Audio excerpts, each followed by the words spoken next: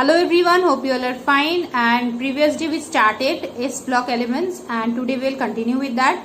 And we were discussing about some properties, basic and physical properties and basic chemical properties of the elements of S block elements, S block elements, that is group 1 and group 2. And in the live class I was asking a question like compare the solubility of magnesium sulfate and barium sulfate. Because both of them they are in the same group, you will find this answer here also. In any of your textbook you can get this answer, that sulfate ions making cavity and that the radius of the cavity is which is almost similar with the radius of barium ion. That's why they make a fixed molecule which water cannot break easily, they are insoluble. But in case of magnesium ions radius being smaller, hydrated magnesium fits in that radius or cavity of sulfate, and so water can break easily that interaction of water molecule and sulfate molecule, and they are soluble. So similar type of questions are there, and every group like group 1, group 2, this two group which actually called S block element, the first element of the group shows some anomaly, like lithium for the group 1 and beryllium for the group 2. They show certain anomaly and certain comparison with other elements, like lithium Li plus being very smaller in size compared to other elements. Similarly Be2 plus, which is smaller in size compared to other elements, of course will be showing certain properties which are not shown by other group members. As for example, lithium, as its size is very small, and you all have read Fazan's rule, so you know the lithium halides is always tend to form covalent compounds, where we all know that this group 1 elements or alkali metal, they are very strong in forming electrovalent bond, but lithium compounds, their covalent character of their halides are very high.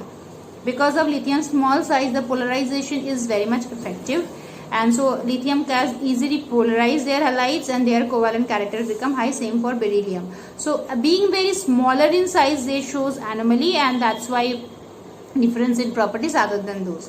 Now today our discussion will be mainly based on the production of few compounds of this particular group S block elements which are there in the syllabus. First we'll talk about the Karchnal-Kellner cell, which is showing the production of sodium hydroxide, and then we'll talk about Solvay's process. We have basic principles and reaction description, as we know we do not have, so we'll talk about that.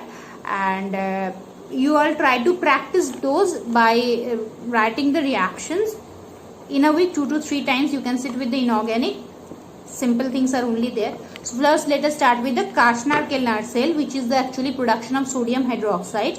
It's a 3-compartment cell, and here mercury acts at intermediate electrode. Just a rough draw I can go for, and then I can tell you that how the reaction actually proceeds, or how sodium hydroxide actually in the industry it is produced. So I have just drawn a 3-compartment shell here, just means here just 3 compartments. It's a rough draw, and here at the bottom mercury acts as an intermediate electrode. Okay, so mercury acts as an intermediate electrode here. So why it is an intermediate electrode? Because mercury layers serve as cathode at the outer compartments. Means here mercury in this compartment and in this compartment it acts as cathode in the both the outer compartments, and at the middle compartment, that is in this compartment, it acts as anode. So due to this reason it is called as intermediate electrode. And what is actually the use of mercury and what is the role of mercury as electrode in Karchnal-Kellner cell is a very important question. Here there are graphite rods which are actually acts as anodes, has here mercury is cathode, and here in the second layer here mercury itself is acting as at the anode. Now the outer compartments are filled with brine solutions. As we all know, brine solution is NaCl solution here present both these compartments, and here we have some amount of NaOH solution. We have outlets here that I have not drawn. Here also outlets, here also outlet we have. Just a rough draw this one. Now after here we have graphite and here we have iron rods. So particularly in these two outer compartments, mercury is cathode and graphite is anode, and here mercury is anode and the iron rods are cathode. Now after this setup, electric wheels are there, which is actually try to mix and although, and then when we are starting or passing the electric current through it, the reaction which are happening here in the outer compartment, as we know NaCl is present, brine solution is present. So basically first NaCl will break to give Na plus and Cl minus. Na plus will go to cathode. Cathode is mercury here. So whenever Na plus will go to cathode, it will form sodium amalgam and it will flow towards it. That means this sodium amalgam from here and here, it's coming and flowing towards the particular middle chamber. And Cl minus, as we all know, Cl minus will go to graphite electron, it will give minus. So half Cl2, it will escape out from here. So chlorine will escape out from here. So we are getting chlorine as byproduct here. Now this sodium amalgam which is coming here at the middle compartment here. So anode is here mercury, as I have said, mercury is the intermediate electrode. So here sodium amalgam, that is NaHg, or we write in bracket, it will give Na plus electron, and mercury will be left out here. Sodium will lose electron, oxidation at anode as we all know, and it will form Na plus, and H2O is present, which will give H plus plus OH minus, and cathode here H plus will go to cathode. Cathode is here the iron rods, it will form hydrogen gas and hydrogen gas will escape out from here. So in the solution gradually the concentration of Na plus will increase and OH minus will increase. So gradually concentration of Na plus OH minus is increasing. When the concentration is reaches to a certain point, that is about 20%, then it is drawn out and then the solution is evaporated to dryness to get the solid sodium hydroxide. So it's a very interesting fact. Here we are taking brine solution, here also brine solution, here some solution of sodium hydroxide at the beginning. Here we are using cathode mercury, here mercury is acting cathode, here also cathode, here mercury is acting at anode. So intermediate electron, mercury can act both as cathode and anode in this process. Here we have graphite rods as anode and here we have iron rods at cathode. First here electrolysis is occurring, Na plus Cl minus is going to graphite rod and escaping out. Na plus is forming sodium amalgam by reacting with the mercury cathode, and then it is acting here anode and forming Na plus, which is coming in the solution. From water we are getting H plus, which is going out, and OH minus Na plus concentration increases when it's touching 20%, then the solution is drawn out and then dried to get the sodium hydroxide solid. So that's about Kasnard-Kellner cell. Next we have Solvay's process.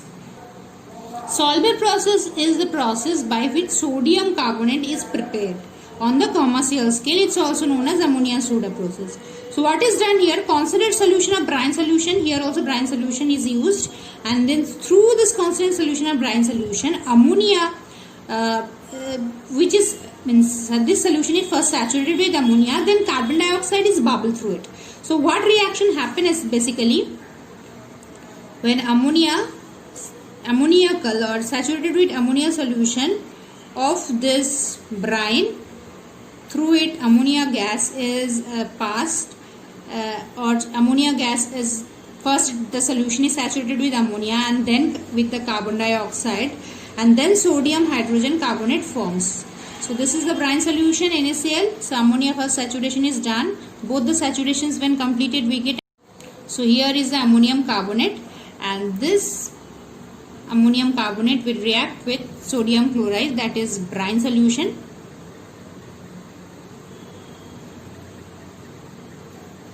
forming Na2CO3 plus 2 NH4Cl. So this sodium carbonate in presence of carbon dioxide, that is Na2CO3 plus CO2 plus H2, it forms Na8CO3. So that's a three-step reaction.